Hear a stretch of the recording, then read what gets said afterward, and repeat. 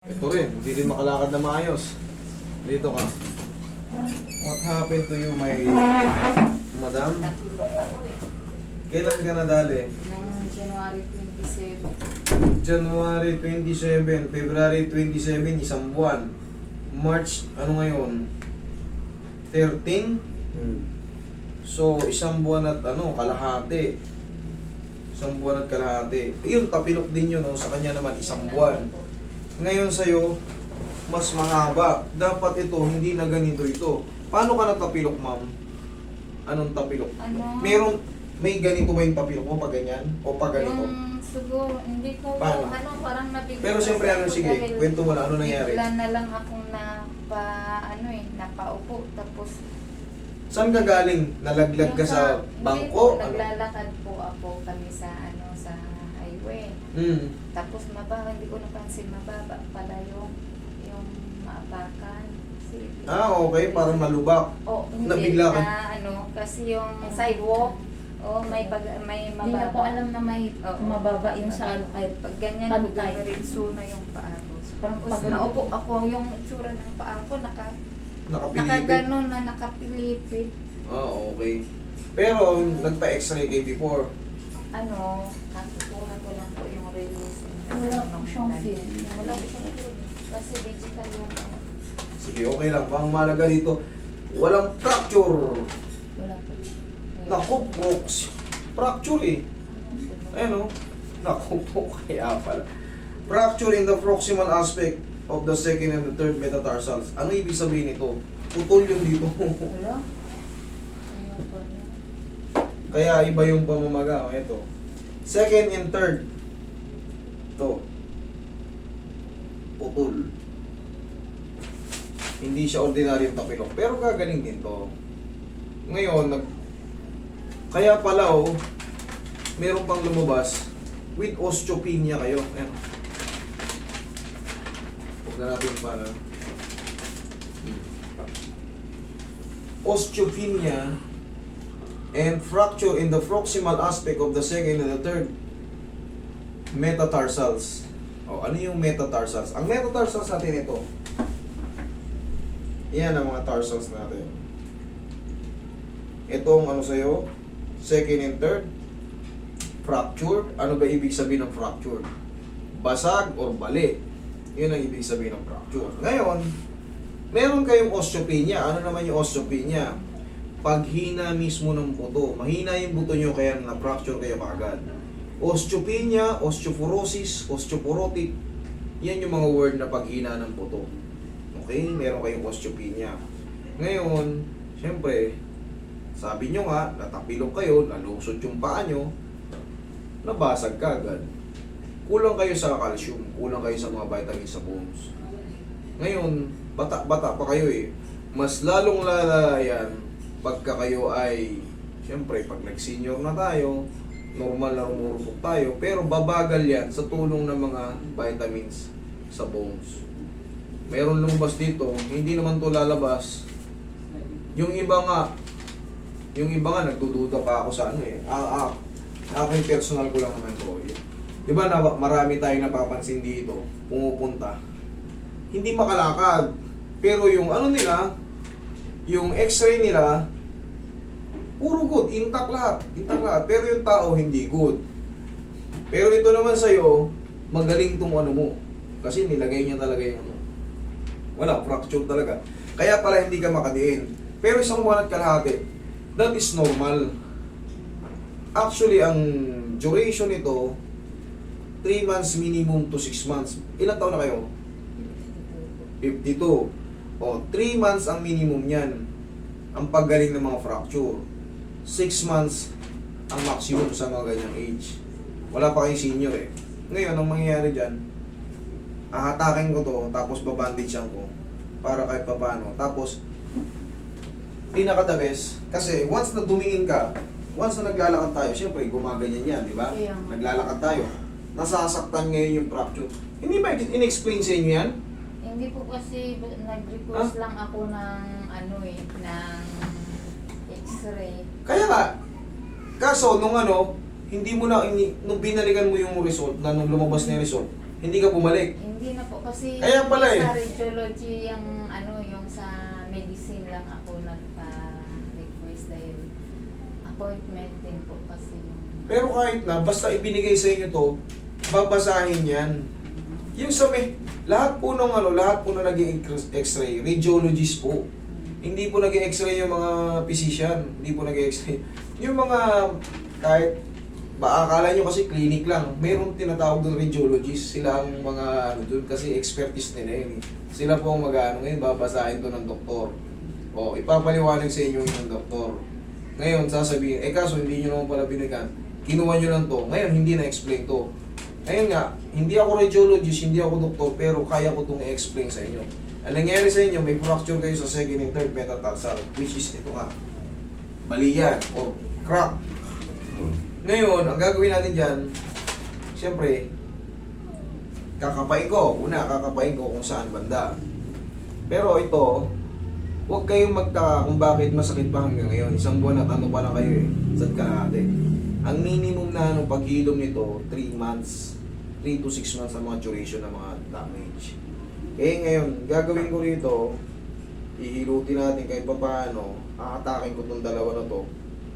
Tapos, masakit yung yes, masakit yan. Yung may, parang naano din kasi ako nung Mami, putol nga itong mga katabi. Ibig sabihin, napilipit din ito. Once na may putol ito, mag-expect na kayo yung mga kasunod, masakit pa rin yan.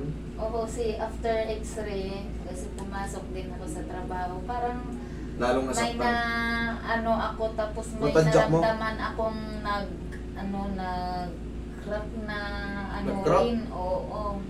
Naku, lalo pa lang nabasag.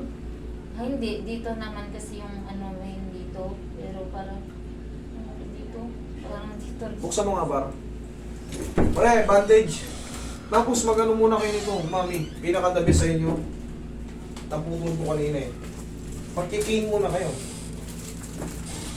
Yun ang pinaka-the best. Huwag nyo ipilit ilakad yan. Huwag nyo ipilit ilakad, lalo lang gagalaw yung crack. Pero hanggang 6 months, magaling na kayo. Okay? Kahit hindi nyo galawin yan, or hindi nyo, ang mahalaga dito na explain sa inyo, masusolusyon na natin. Kailangan nyo na maintindihan yung duration ng mga fracture. Okay? Mali kasi hindi nyo hinintay yung paliwanag ng Okay? Kumbaga, huwag nyo i-underestimate yung mga clinic kasi Hindi po clinic. Hospital Ano? po yung pinunta. Oh, yan, hospital. Hindi Babalikan na, niyo po yan. sa medicine nga po, akala ko kasi baka Ang ini-expect- yung Ano? radiology, yung sa x-ray ang magpapaliwanag, wala din. hindi Sa- pinabasa yan sa sa- papasa yan ng radiology sa yung doktor na kumukonsulta sa inyo. Kasi hindi naman nasa front desk ang radiologist eh. Pagdala nyo, papasok kayo sa kwarto, doon kayo x-ray. Ngayon, mag-aantay ng report yung doktor nyo na titingin sa'yo. Babasahin to. Ganun po ang procedure doon. Higa ka. Akala ko pa naman walang fracture. Madali lang to pagka eh. Kaya nga lang. Meron pa akong dito, parang 2 months din na hindi ko alam din. Parang nauna ko. Masakit siya. Masakit yan. Pag ginanyan ko. Pag ginanyan ko. Hindi. Pag pinipwersa nyo lang. Oo, yun yung nararamdaman ko yung...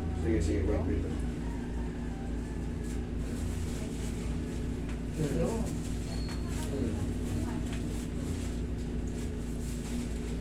Sige, higa. Hiram muna kayo sa barangay ng mga tungkod doon. Yun ang pinaka-the best. Wala kayong ibang gagawin kundi mag-antay. Tapos mag-vitamins po kayo sa buto ha. Para sigurado po kayo, para mawala yung doubt nyo, bumalik kayo sa ospital. O kung may kakilala kayong mga nurse o mga magpatulong kayo.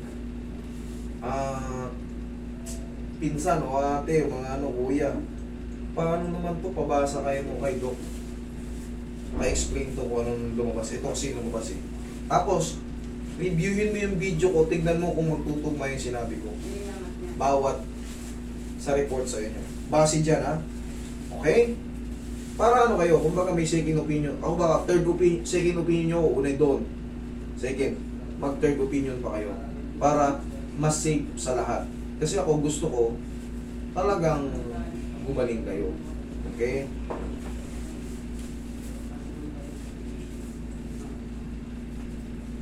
Dito mo hawakan ko eh.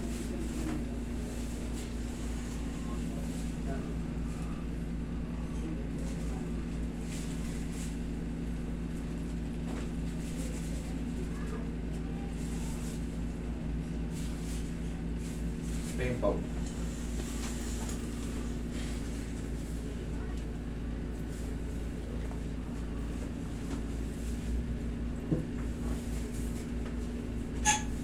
Dito naman sa tapilok, bukod sa may bali rito, kailangan natin itong i-align kasi natapilok kayo eh, dito sa joint. Kaya kahit pa paano hinahatak ko. Para pag galing nito, hindi na problema yung ankle joint nyo. Okay, tandaan niyo yan. Pag natapilok kayo, di ba nakita mo, nakaganon yung paa mo? Roy, isa pa Roy. Doon naman. Dito kasi, meron akong kinapa rito na parang nakaano. Siyempre, nakalit doon na. Pero hindi ka mapapracture sa akin ulit.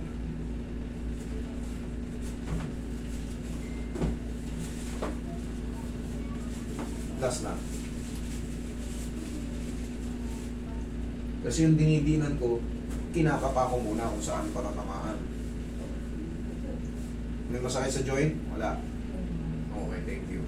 Yun po, yung parang may tumutupog kasi yung... Dito yan o, pag didiin kayo. Opo. Dito yan. Minsan Kasi putol parang po eh. dito rin. Putol. Ibig sabihin po ng fracture, basag yung buto nyo. Yun po ang ibig sabihin ng fracture. Ngayon nga, sabi ko nga sa inyo, magpa third opinion kayo. Ito, lalagyan ko ng ganito. Para kahit paano may depensa. Malalaman ng mga tao, kunyari, nakaupo kayo. Hindi naman makikita, napilay kayo eh. Mamaya, matadyakan to eh. Pag nakita nila may ganito kayo, iiwasan kayo na para hindi kayo masipa. O matapakan. Pag natapakan, nako, maghihiyaw talaga kayo. Ngayon, ano ngayon? March, April, May, June. O, June. Magaling na kayo. Bibilang ko na yan, no? Ibibilang ko. Ano ba? Isa't kalahating buwan, no? Isa't kalahating buwan. Ano yun? February, di ba? January. Ay, January. February, March, April, May, June. O, May, June. Ay, June, July. Yan ang total recover niya. Pero wala pong wala pong iba. Wala kayong ibang gagawin kundi magsaklay lang muna. Yun lang pinaka-the best. Magsaklay tapos vitamins po kayo sa bones. Ha? Meron kayo. Mas delikado yun. Yung osteopenia. Pag nauwi yan sa osteoporotic, osteoporosis, maaaring ma-fracture yan mga iba pang parts pag natutumpa kayo. Yun po yung ibig sabihin ng paghina po ng buto. I-research nyo rin po yan. What is osteopenia, osteoporotic, osteoporosis? Magkakapatid po yan. Narinig nyo na osteoporosis, di ba? Yung mga paghina mismo ng gitnang buto. Okay? Pwede yung ipang paulit. Yun ang pinakamahalaga dyan. Maagapan. Pwede kayo magtrabaho kaso na, ano bang trabaho nyo? Saan kayo nagtatrabaho? Lakad lang po. Puro lakad lang po. Kanting po. Puro lakad na po. Ay, hindi. Nakaking kayo. Ayun o. Yung, Pero pwede talaga kahit na nakaganyan naman siya. oo, huwag nyo lang siyang ididiin talaga. Kaya ako nga may cane eh. Alam mo yung cane, yung apat yung ilalim. Yun. Ano naman yan eh. Unti-unti naman gumagaling lalo kung nakapag-vitamins kayo sa ano. Lalo kung may vitamins ka sa bones. Mas mabilis yan. 3 to 6 months nga ang duration yan. 3 to 6 months. Gagaling din yan. Kasi mukhang hindi naman malala eh. Kasi wala akong nakapang Kasi pag hinahawakan ko, syempre, kahit pa paano, kabisado na, kumbaga, eto na nga yun, ganito rin yan, kakapain ko lang naman yan kung sumobra yung kung may nakaangat. Kung may nakaangat pa ng konti, syempre ako nang bahala magdiin nun, masaktan man kayo. Ang mahalaga, alam ko yung ginagawa ko, kasi iyan na po yun. Yan na rin po yung example niyan. Kailangan, syempre pag kinapa ako yan, kaya nga may dinidin ako, hinahata ko ng ganun. Kasi may mga joint yan, Pero pag nakapa ako yan mismo dito, sa mismong sentro, hindi ko didiinan ng malakas kasi alam ko namang ano yan eh, kumbaga yung kahabaan ng pagkabuo, pero sa mga joint dito, pwede dito. Pero pag nakapa ako yan, maliit lang na ano, pwedeng itulak yan ng banayad lang din, hindi yan. Kaya ganun ko kayo hinandle, kita nyo hindi kayo umaray ng todo. Tapos dito, sinicure ko lang yung joint nyo, hinatak ko para sigurado. Siyempre, lahat ng natatapilo, puro ankle joint. Hindi mo lang muna ang iniinta mo lang talaga, siyempre yung mauna yung fracture. Okay. Gusto ko mainig ganyan yung paa ko. Wala, putol mami. Sana naiintindihan nyo to, ha? Ngayon, pinaka-the best yan, pupunta kayo ulit sa ano. Pabasa nyo to. Huwag nyo itapon to. Mahalaga to, ha? Okay? Sige. Ma'am, gabayan mo muna siya. Okay? Huwag nyo lang muna ipilit din eh. Fracture pala eh. Kung walang fracture yan, kahit nakapikit. Yan. Kahit pa paano, hanggat maaari, huwag mo nga ilalapat yan kasi arbor ka lang muna ron sa barangay ng ano. Nagtukod. Yan. Ito muna yan mo, mami, ganito. Makakalakad, ganito. Ay, yan, ganyan. Hindi pa ganito. Yan, yung sakong muna. Wala eh. Putol pala yung dalawang putol eh. Yan, kahit pa paano madidiin mo yan. Kasi ayos na yung ankle mo. Sige, oh. Diba? O, mas maganda, diba? Oh. Pero salamat po, kaya natin diskartehan yan. Okay?